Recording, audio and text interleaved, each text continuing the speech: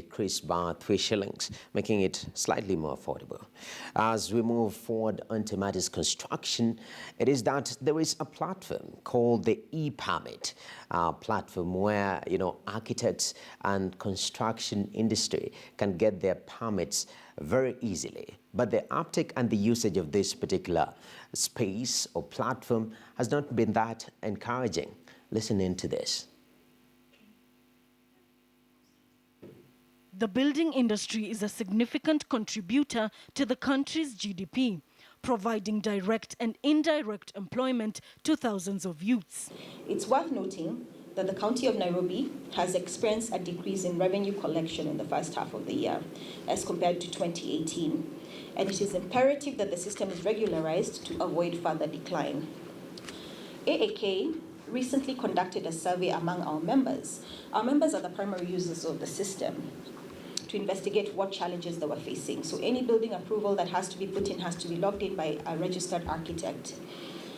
A number of key challenges were reported. We believe in research-based advocacy as an association, so we collected information from our members in terms of the challenges that they're having. The challenges that they are witnessing include delays in processing of the permits.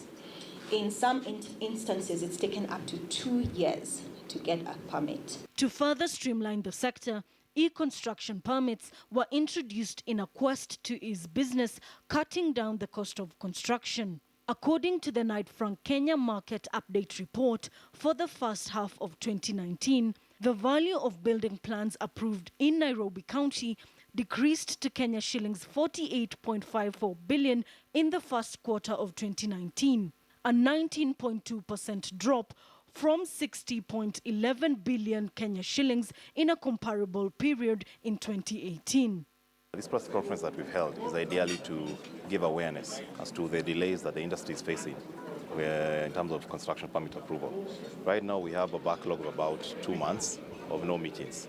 And what is happening is that this is actually affecting the ease of doing business in the country, whereby the capital city, Nairobi, is actually affected to the point of they're actually losing revenue to the tune of about 91 million shillings. Technology is revolutionizing the building industry. However, lack of support for e-construction permits being issued by certain county governments is crippling the sector. Improve on the ease of doing business by having an e-permitting system. An e-permitting system then allows for the process to go faster because everything is done electronically.